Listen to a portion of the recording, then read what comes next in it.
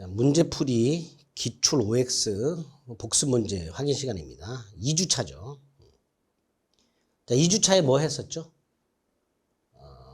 1주차까지 착오했었고요. 2주차에는 사기강박하고 대리했죠.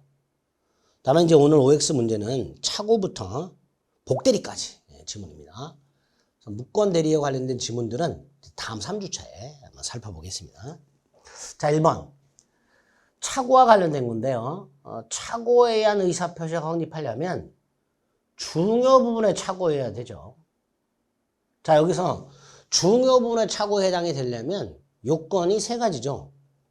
첫째, 주관적 요건. 착오자가 착오가 없었더라면 그런 의사를 표시하지 않았을 것. 두 번째, 객관적 요건. 일반인의 입장에서 일반인이 착오가 없었더라면 그런 의사를 표시하지 않았을 것. 세 번째, 착오자에게 착오로 인하여 경제적 불이익이 있을 것. 이 세 가지가 중요 부분의 판단 기준이죠. 자, 이 기준에 따라서 우리 대법원이 중요 부분의 착오다, 중요 부분의 착오 아니다 라고 구별해 놓은 거, 이거를 여러분들이 기억하셔야 되는데, 그 중에서도 중요 부분이 아닌 게 있었죠. 뭐가 있었죠? 시가착오, 면적착오, 지분 부족, 소유자 착오 또는 소유권 귀속의 착오라고도 하죠. 그리고 감유등기 원인 무효. 이런 것들은 중요 부분이다 아니다? 아니다. 중요 부분이 아니다. 그럼 1번. 시가에 관한 착오는 일반적으로 중요 부분한 착오에 해당한다. 틀렸죠. 그러니까 암기만 하시면 되는 거예요. 중요 부분의 착오 아닌 거, 일반적으로 중요 부분의 착오 아니라고 한 거 꼭 기억을 해 주셔야 됩니다. 2번은 생각해 보세요. 갑이 을과 계약을 했고요. 예컨대 토지 매매 계약을 하고요. 을이 땅에다 건물을 짓고 있는데 갑이 착오를 이유로 취소를 해버리면 을은 손해가 생기겠죠. 그러니까 착오를 이유로 법률행위를 취소한 사람은 상대방에게 손해가 생겼을 때 그 손해를 배상해야 된가에 문제가 있죠. 그런데 109조에서는 손해배상 책임을 규정하고 있지 않아요. 따라서 상대방은 손해배상을 청구할 수가 없다가 되죠. 그래서 계약을 하면서 야, 착오가 있다 하더라도 취소는 하지 않기로 하자라고 착오 취소권을 배제하는 특약을 하는 경우가 있단 말이죠. 그 특약은 유효하다 이렇게 처리하죠. 자, 어쨌든 2번 표의자가 착오를 이유로 의사표시를 취소했고 상대방이 설령 그로 인하여 손해를 입었다 하더라도 상대방은 손해배상을 청구할 수가 없습니다. 3번 제3자의 사기로 계약을 체결하여 손해를 입은 사람. 이런 경우죠. 병이 갑을 기망해서 갑이 분양계약을 체결했는데 손해가 생겼어요. 자, 이때 갑의 입장에서 보면 첫째, 상대방이 알았거나 알 수 있었을 경우에 하나요. 분양계약을 취소할 수 있죠. 즉 갑에게는 취소권이죠. 그리고 사기 강박을 한 이 병한테 손해배상을 청구할 수도 있죠. 이렇게 사기 강박을 당한 사람은 의사표시를 취소할 수 있는 권리와 사기 강박을 한 자에게 손해배상을 청구할 권리가 생기는데 이때 손해배상을 청구하기 위해서 먼저 취소를 해야 되는가에 문제가 있습니다. 자, 우리 대법원 뭐라 그러죠? 취소할 필요 없다. 취소하지 않고도 손해배상 얼마든지 청구할 수 있다. 이렇게 얘기를 하죠. 그러니까 3번도 틀렸죠. 손해배상을 청구하기 위해서 먼저 계약을 취소할 필요는 없습니다. 4번. 사기 강박에 의한 의사표시가 성립하기 위한 요건 중에 하나가 뭐예요? 이단의 고의죠.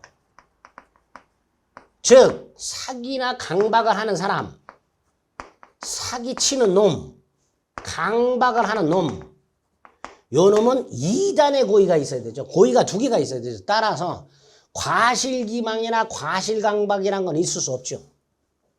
따라서 과실기망으로 착오에 빠졌다 하더라도 취소할 수가 없죠. 4번도 틀렸죠. 5번 사기 강박의 의사표시와 관련된 110조. 107조도 마찬가지입니다. 의사표시와 관련된 규정들 107조부터 110조까지는 원칙적으로 개인과 개인 간의 사법상, 재산상 법률행위에 적용이 됩니다. 원칙적으로. 그러니까 법원을 상대로 하는 소송행위와 같은 공법상 행위에는 적용이 안 되죠. 그 말은 강박이한 소송에는 취소할 수가 없다가 됩니다. 6번. 상대방 있는 의사표시는 상대방한테 도달함으로써 생기죠. 자, 이 도달이 뭐예요? 사회통념상 상대방이 내용을 알 수 있는 객관적 상태에 놓인 때 그게 도달이죠. 상대방이 마음만 먹으면 언제든지 그 내용을 알 수 있는 객관적 상태에 놓인 때 이걸 도달이란다. 이렇게 얘기를 하죠. 7번. 갑이을에게 금전 소비대차 및 이것을 위한 담보권 설정계약 체결 대리권을 줬어요. 자, 갑이을에게 대리권을 줬는데요. 어떤 대리권을 줬냐? 돈 빌려와라. 그리고 부동산을 담보대출로 받아와라. 이렇게 대리권을 준 거예요. 다시 말해서 을은 무슨 계약 체결 대리권이 있는 거예요.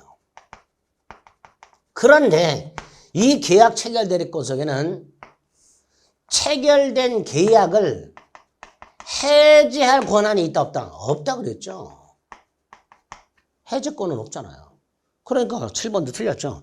계약을 체결하라고 대리권을 줬지. 체결된 계약을 해지하라고 대리권을 준 적은 없죠. 그러니까 7번도 틀린 지문이 됩니다. 그러니까 7번은 일반화시키세요. 계약 체결 대리권 속에는 계약을 체결하고 수령할 권한까지 있습니다. 연기 권한 같은 거 없고요. 해제 권한 같은 거 없죠. 7번 틀린 지문이 됩니다. 8번 대리권 소멸 사유죠. 대리권 소멸 사유와 관련된 조문 암기해야 되죠. 그 중에서도 127조 임의 대리와 법정 대리 공통된 소멸 사유죠. 본사 대사성파죠. 본인은 사망만 대리권 소멸 사유고요. 대리는 사망뿐만 아니라 성년 흑연의 계시와 파산까지도 대리권 소멸 사유죠. 그러니까 5번 본인은 사망만 대리권 소멸 사유고 이거는 대리권 소멸 사유가 아니죠. 8번 틀렸고요. 9번 갑의 대리인이 병과 계약을 체결하면서 갑의 대리인임을 표시하지 않았다. 115조. 자, 대리인임을 즉 본인을 위한 것임을 표시하지 않았죠. 그러니까 대리행위가 아니죠. 누구의 행위예요? 대리인 자기의 행위죠.